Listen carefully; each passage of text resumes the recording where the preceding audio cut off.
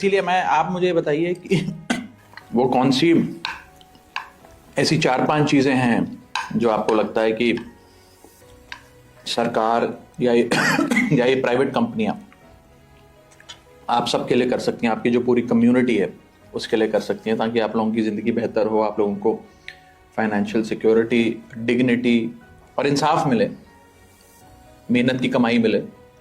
Sir पहला तो यही है कि नाइट सेफ्टी होनी ज़रूरी है राइडर्स के लिए, क्योंकि अगर कुछ भी होता है तो कंपनी तो देखेगी ही नहीं, कंपनी तो साफ मना कर देगी।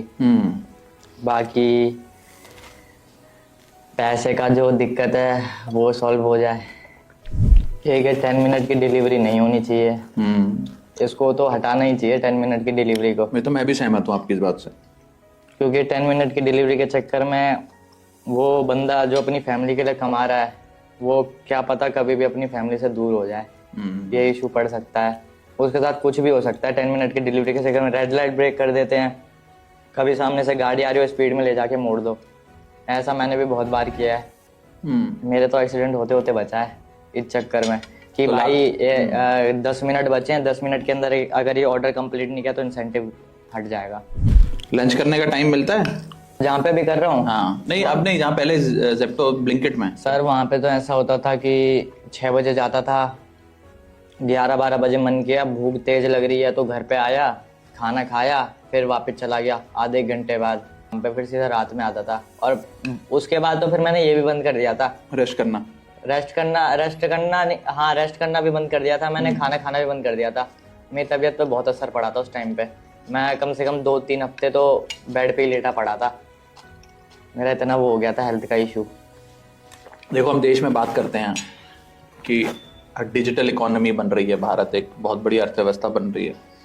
इस इकोनॉमी और इस अर्थव्यवस्था के पीछे एक बहुत बड़ा रोल ये सब बड़ी कंपनियां जो हैं, जो आज हजारों करोड़ों रुपए की बन गई हैं, ये जो जोमैटो, स्विगी, ब्लिंकिट, ज़ेप्टो, तमाम कंपनियां ये चले, लेकिन इनके जो राइडर्स हैं, जो डिलीवरी बॉयज हैं, उनको सम्मान मिले, डिग्निटी मिले और काम ठीक से कर पाए, वर्किंग कंडीशंस बेहतर हों। मैंने ये बात रखी थी उस दिन की, फैक्ट्री में काम कर रहा एक आदमी जिसके पास अपनी एक तो स्थायी नौकरी है, जी सर, दूसरा उसको अलाउंस मिलता है, पीएफ ईएसआई मिलता है, रिटायरमेंट बेनिफिट मिलते हैं, कल को बीमार हो गया तो सिक लीव भी, पेड लीव मिलती है। मतलब आपका जो एम्प्लॉयर है वो आपकी, अगर आप बीमार पड़ गए 2-3 दिन के लिए, बुखार हो गया तो उसके भी पैसे आपको देता है।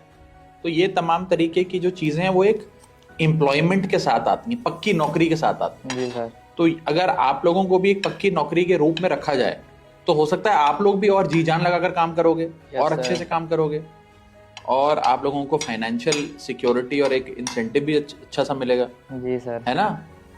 तो ये होना चाहिए।